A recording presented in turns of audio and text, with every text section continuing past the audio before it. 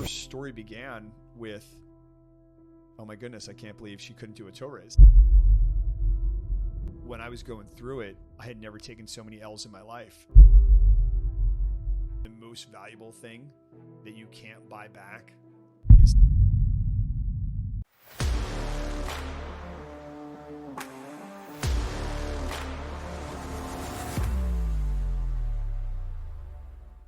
Hey guys, welcome back to Tough Love with Dr. John O'Connor.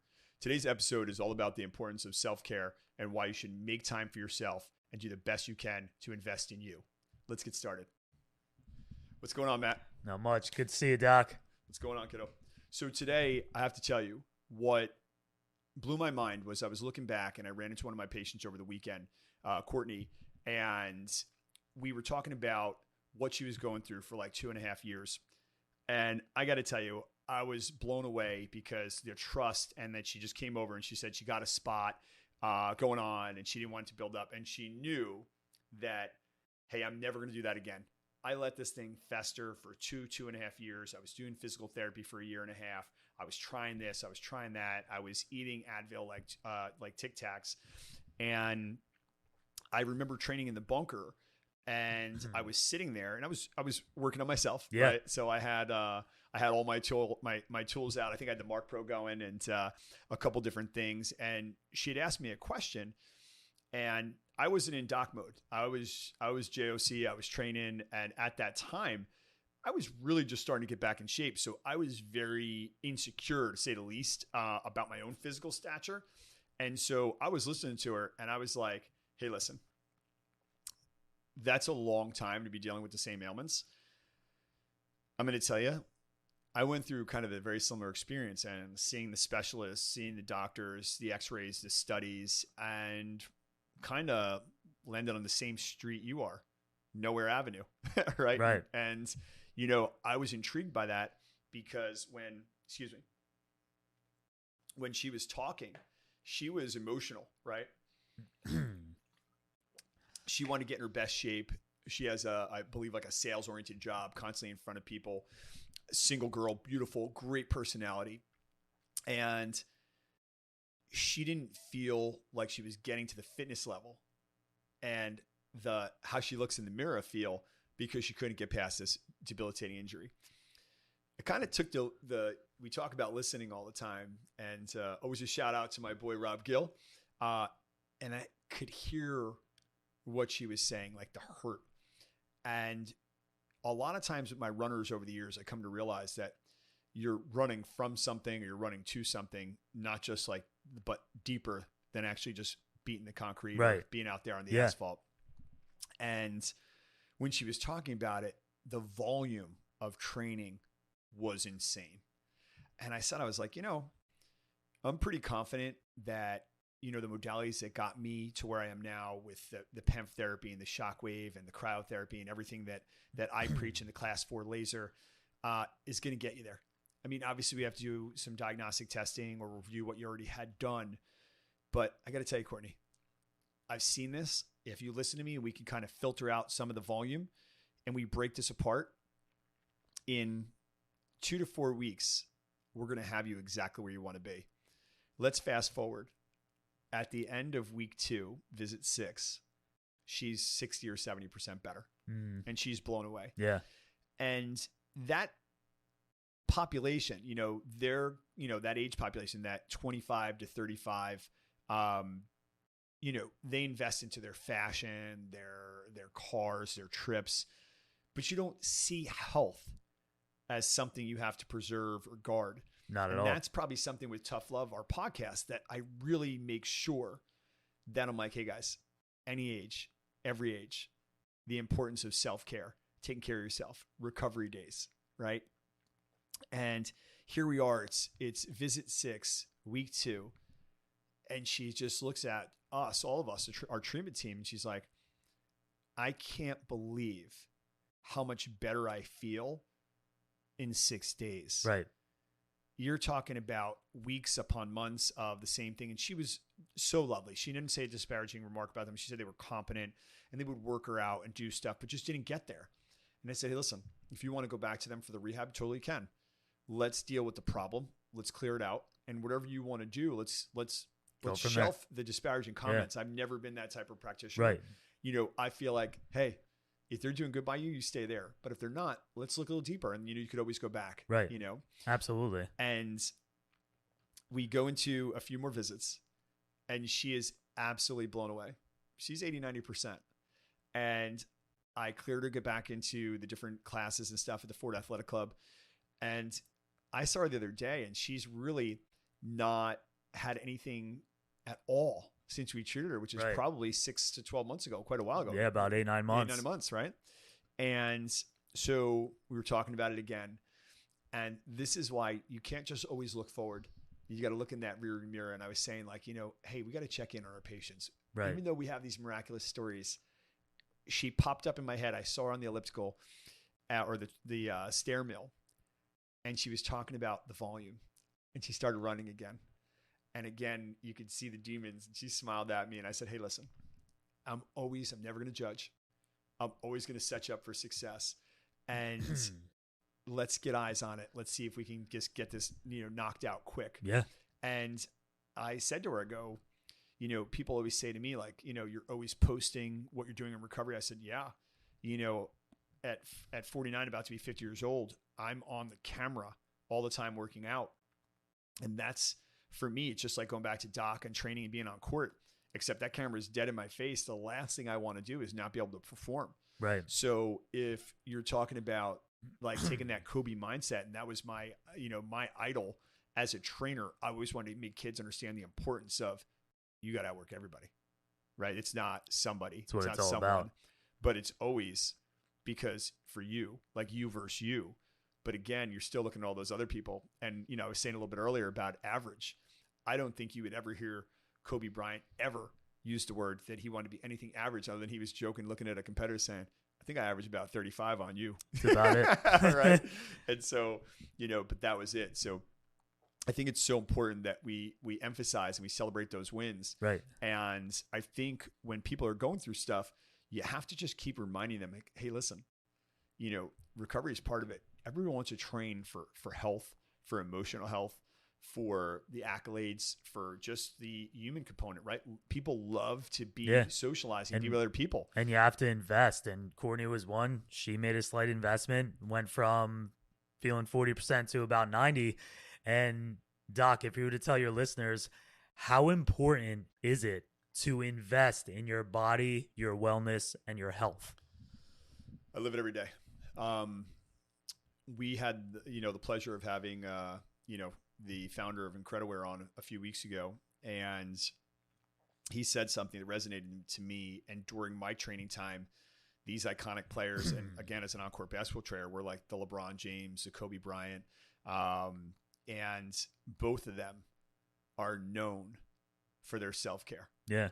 They were 2-3 time a day workout guys, and that their workouts are marveled. I mean, half the video creators on Instagram and social media use their sound bites of all the hard work they put in. So I think that's an absolutely huge part of it.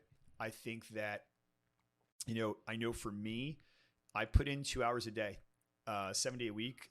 In a 7-day week, I'd say 14 hours to 20 hours I put in. And what I realized is there's so much downtime. Why not do recovery during Take advantage of it. Take advantage of it. That's why it's there.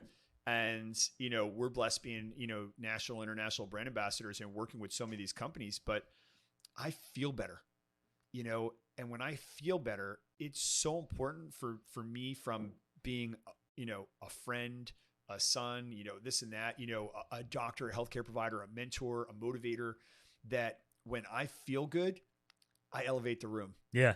And, can I power through it and not really let people know that I'm not feeling good? Yeah, I did that for 2 years.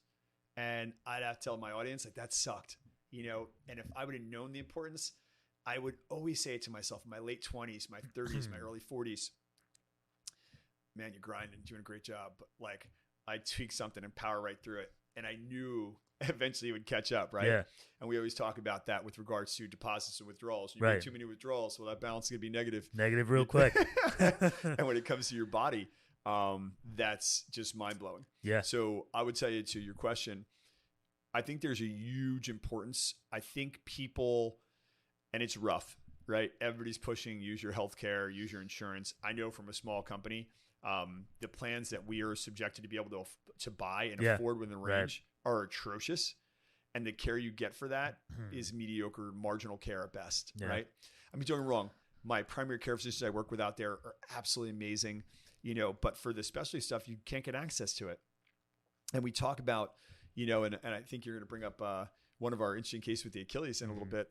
But when we have these people that have already been down all these different verticals or these pathways trying to get better, I'm it, right? I say it all the time.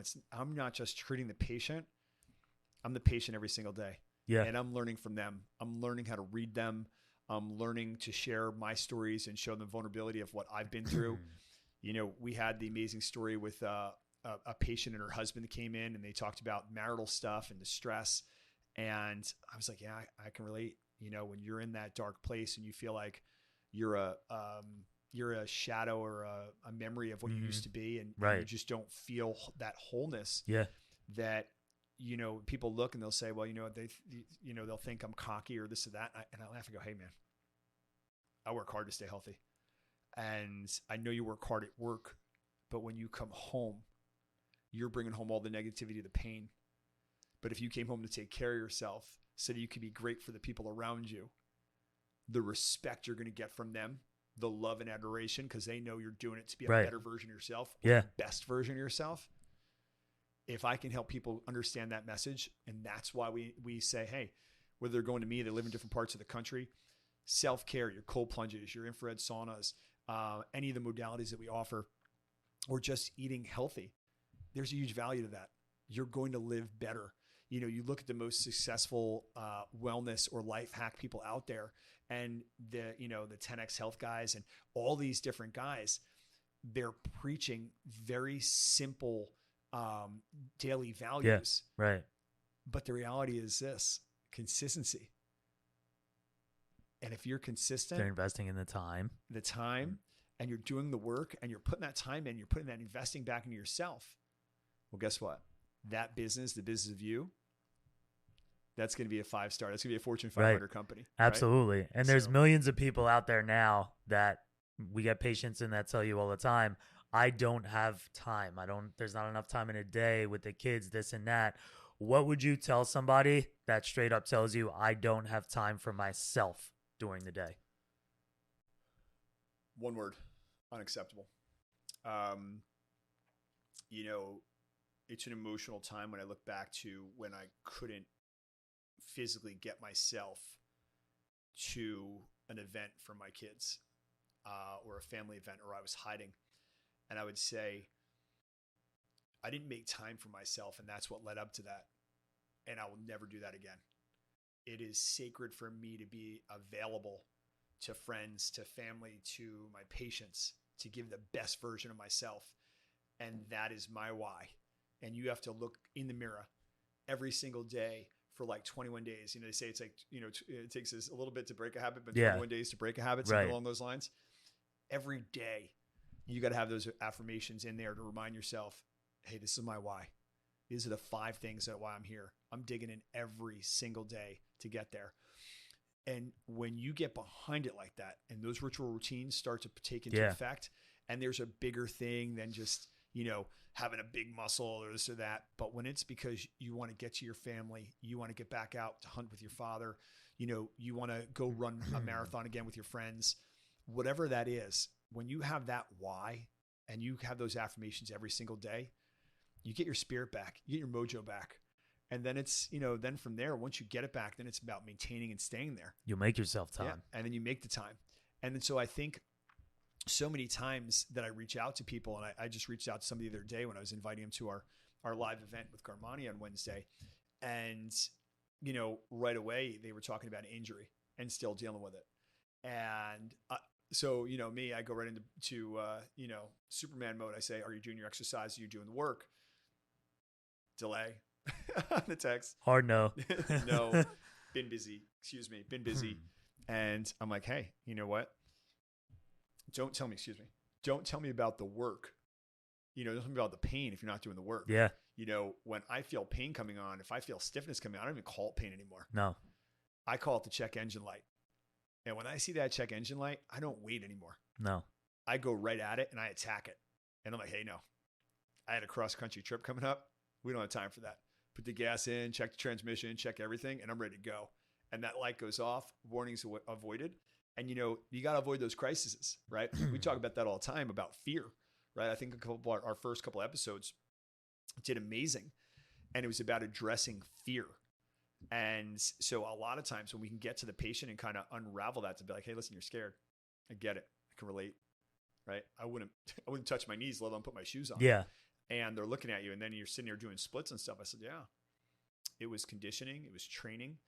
I understood that I had to go inches to feet, to yards, to miles, whatever it was. But like, it was little baby steps. But fear holds you back from taking that first step. And once you can take that first step, you realize, hey, that foot wants to go with the other one. Now all of a sudden, guess what? You're walking, right? And you're moving forward. Yeah. And so I think that's a critical path. Right. I think that's a great question. And a lot of people gain a lot of fear from some things that didn't work in the past, whether it's a surgery or rehab. And speaking of that, as you know, Christian and I, our protocol is patients come through us before they see you. Correct. We get a full background of them, any past surgeries, injuries, things like that are going on. And one of our patients came in, she had ruptured her right Achilles and she had a lot of fear in her eyes. Now, my question to you is, how do you flip the switch from being in fear yourself from just a couple of years ago into Dr. O'Connor mode? Because she's in a similar situation. She went through rehab, got surgery, was at the point where she didn't know what else to do to get back to working out, get back to running. That's a great question. And every patient has their unique story. And one of the things I always tell young providers is, don't look at it like you want to have 10,000 patients. Look at it like each patient is their own story. And you're going to help them write the ending that they want. Right. Right. And when she reached out on Instagram, it was during a really funny time because I had another patient reach out that was like running from the feds kind of thing. So I was a little leery, and I saw her story, and she had mentioned that she had an Achilles surgery, I think, coming out of COVID or during COVID. Yeah. And the rehab was underwhelming. Surgically, everything looked good. Everything was intact. All her post-surgical imaging was perfect, but she couldn't do anything. She was deconditioned. She had restricted range of motion. She still had some discomfort and some pain. And we took her through the process. And I can't do what I do without you guys, right? And it's like anything else, right? You're only as good. Like, the chef brings the food, but if you don't have an amazing server, takes a team. It takes a team. Yeah. And so when you guys teed up for me like that, I was fully aware of what she had going on. The takeaways is that I knew her and her husband were very active. They had just got married within the last couple of years, and she wanted to get back to walking with him and doing her step ups. And they had a really awesome like home garage that was probably, born during COVID because everybody had to work out at home. Yeah. And she couldn't do anything. And it comes back to ego, right? And she doesn't fit in anything. She felt loose. She felt this. She felt that. And we said, hey, listen, we're going to go with the core 4. We got you. We got you covered. We're going to break up some scar tissue. We're going to accelerate the healing with the PEMF. We're going to add up a couple other modalities. There might be some discomfort. We'll introduce introduce some cryo in there and, offset some of the pain. And her story began with, oh my goodness, I can't believe she couldn't do a toe raise. Yeah. And the first treatment, we cleared the Achilles. She stood up and she did a single leg toe raise. And that was the beginning of the winning streak. Right. And I think like anybody else, I said, when I was going through it, I had never taken so many L's in my life. And I think she was trying, but she had taken so many losses that she wasn't even believing that she was ever going to be healthy. Yeah. And she reached out, right? I mean, when you reach out to somebody, that's the ultimate sign that you're saying, I'm broken, help me. They want help. They want to get there. It's our duty, our obligation to bring it. Right. And so when people say like, we were talking to, the CEO of Pulse PEMF, one of the companies that we bring into our coaching room. Right. And he's like, you are supercharged. I'm like, yeah, you're damn right. When I'm in front of patients. He says, leave it to you, Doc. You always bring the energy. Yeah. And, you know, and their company's electromagnetic field. So it's nice that I can supercharge you them. can relate to that. So, but, you know, I think it's so important to get behind them because they're frustrated. They feel like they're hurt. They feel like they're not going to get there. And those milestones, I think for anything in life, I don't care whether you're starting a new business, I don't care a new relationship or coming out of a relationship. I think it's important to celebrate the wins along the way in a high and a low, right? And I think you only lose when you don't learn something.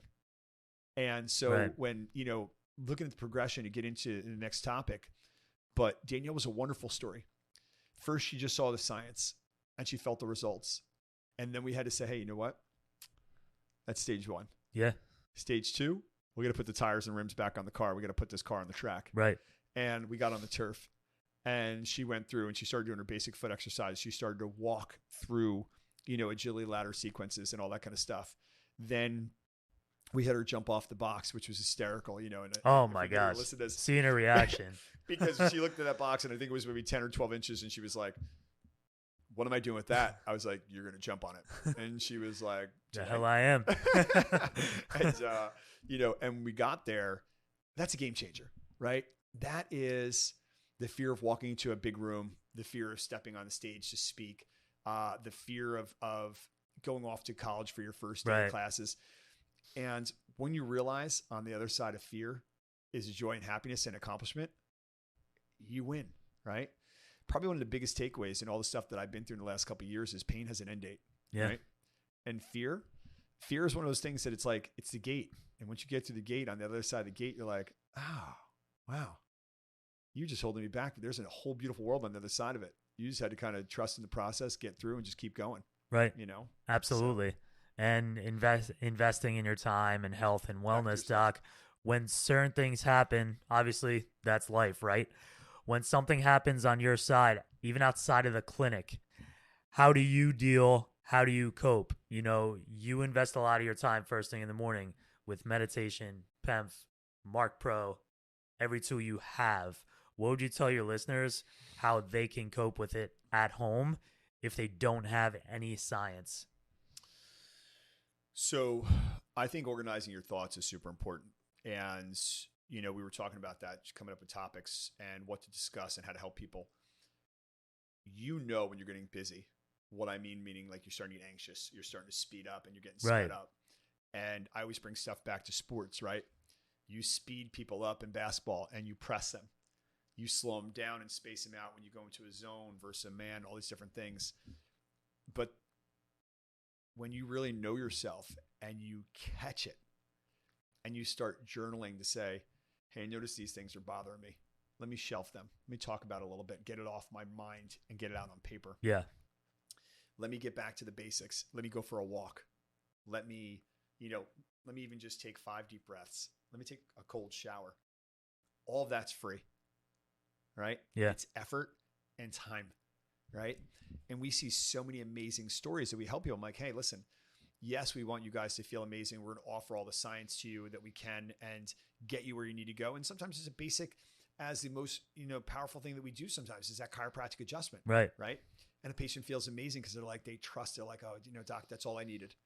And then sometimes when somebody's not healing, we're bringing out the core 4 and it's like us saying, all right, time to get the key and fire off the nukes, right? It's the big guns. Yeah. Right. But for me, it's the essential basics. It's about identifying that you're speeding up. Right. It's or there's stresses. I mean, for people, it's the holidays. It could be, again, an injury coming back or, a loved one or a family member or a work person that's quit or sick. And they'll usually put everybody first. Yeah. Yeah.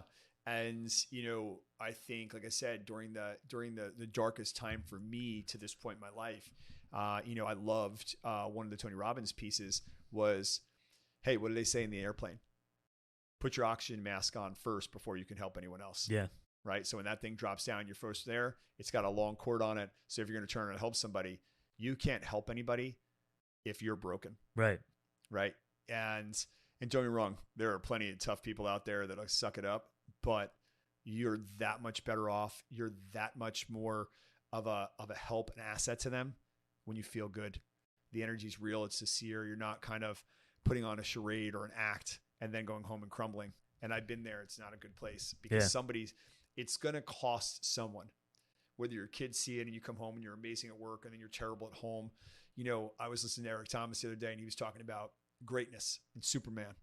You know, you don't want to be Superman at work and you come home and you're a joker. Right. Right. And you're not consistent in your acts. Right. It's not even putting on an act. How do you separate it from how you are inside the clinic to on the streets? Or do you have a different mindset?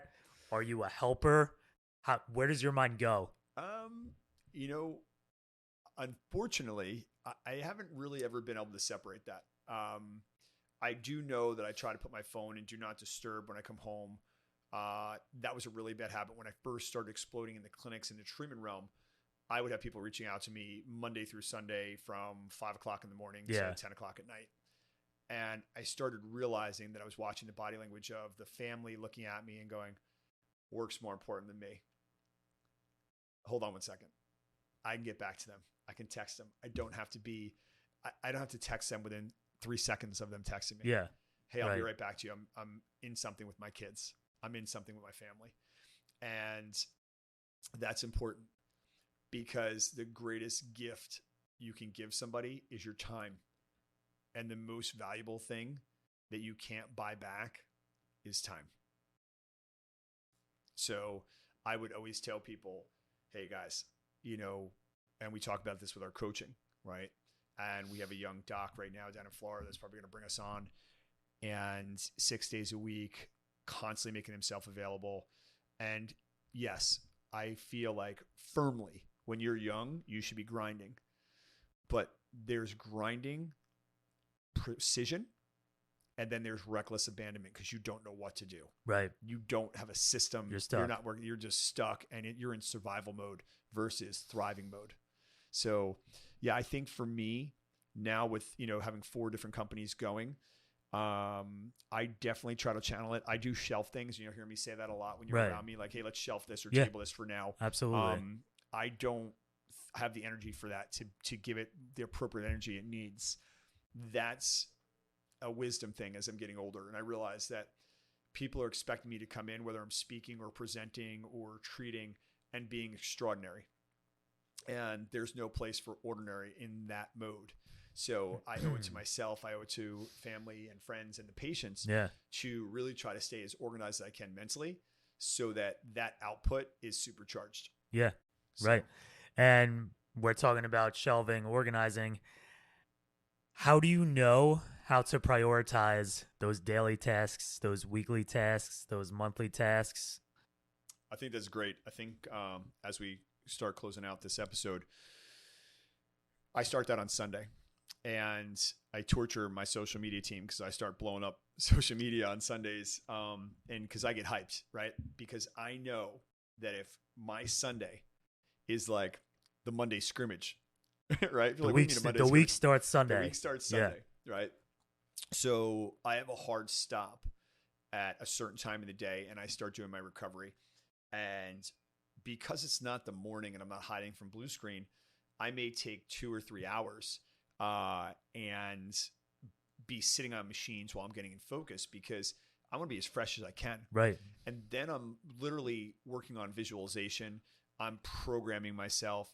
I'm going through best case scenarios, worst case scenarios. I'm replaying good experiences so that when I meet the next person that I'm trying to change their life, I'm going to say, hey, what I learned from this person that I could have done better, and bring it to them. Yeah. And then when I sit there and imprint on them, you know, that literally they're like, wow, that's amazing. And I'm laughing saying, you know what? I gave myself a 90 with this patient. I knew I could have did better.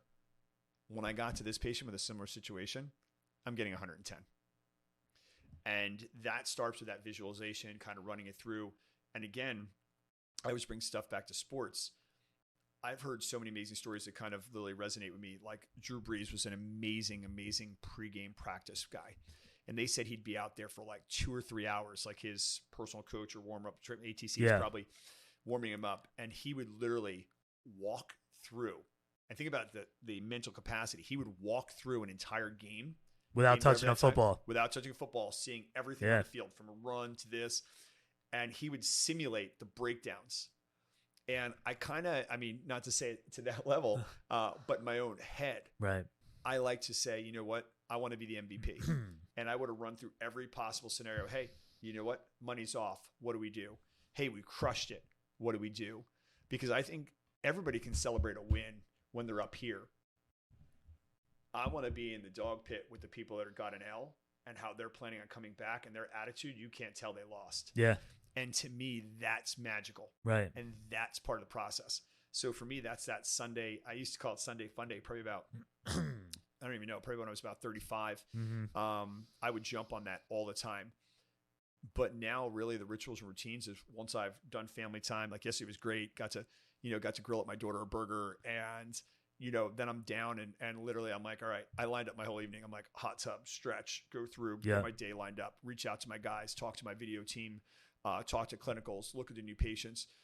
And then literally at a certain time, I'm like, okay, I want to button that down because now I have to unravel it and slow my brain down. Because the last thing I want to do is say, hey, you know what? Now let's calm it out. Let's reset. And when I'm going to sleep, I want to say, now I'm ready to rest. Absolutely. And it's like, I know I've done it right because it's almost like Christmas morning for me. If I've nailed that, I pop up at 4 o'clock in the morning or 4:30 or 5 o'clock wide awake. And sometimes I'm like, all right, I need a little bit more rest. I'll lay down. But I'll tell people when they experience it, like, Doc, that happened to me. I go, you nailed it. Because you wake up and you're exhausted. If you wake up and you're distracted, you wake up and you're all over the place. You lost the day. You lost the day. You got to win it. And you got to win that day. And it's like, I think we're about to start the game is WTM, win the morning. Yeah. Right? And because really, if you win the morning, you really win the day. Sets you up for the day. And, and that's what I say. It's like when that starts for me on Sunday. And it's tough. When you're traveling, you're not going to always be in your environment. Yeah. But it's so important. So great question. I think it starts on Sunday. Organization recap. I think you got to lead from that perspective. And I think that when you do that, I firmly believe that people around you are going to feel better. They're going to have a calmness. Your leadership, your self-leadership is going to calm them. They're going to build off you. When people see, like, there was a mom that was, and I'll leave it on here. There was a mom that was like, you are like military. Like, it's unbelievable. And I laughed. I said, I was there for that. She said that word for word. And I chuckled. I was like, I'm so upset that your son's been hurting for 4, 5, or 6 years at the age of 16. 16, yeah. And I've been there, and and I'm going to tell you, this is, as far as to me, yeah, that is my war, and I'm not going to give up an inch. And to me, well, pain's going to have an end date for him, and we'll celebrate it together. So anyway, I think that is how we want to deliver stuff. And I think that if we could bring that energy, and why I put so much into self-care and investing back into yourself, I think it's huge. Absolutely. And I think the more message we can get out to people of taking care of yourself, I think it's a critical path. Nailed it, Doc. Awesome. Right. Hey, great time today. It was a pleasure. Thank you so much for joining us today for Tough Love.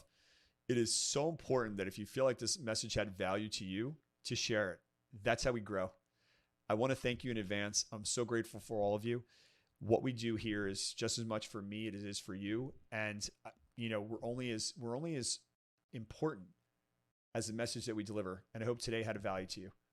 Thank you again. We'll see you again soon.